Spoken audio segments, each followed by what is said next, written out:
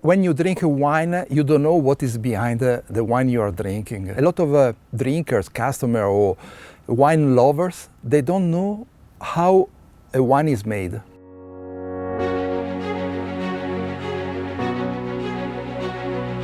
I was talking with a friend and they didn't know that the wine is made with the yeast, for instance. Our main partner, is the customer, is the winemaker, is not the final customer, not yet.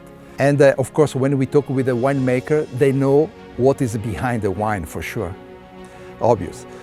And, and then we can talk more deeply about our R&D, what we are doing to produce a yeast or product in a best way, or what is behind this product. So the technicality is so much, so intense, so deeper, that we need a team of, I think we involve 50 people, 50, 100 people.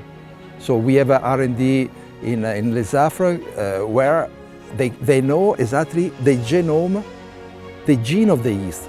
So we go so deeply that we can be also a bit far from our scope to explain to the winemaker how yeast is made. So we start really from our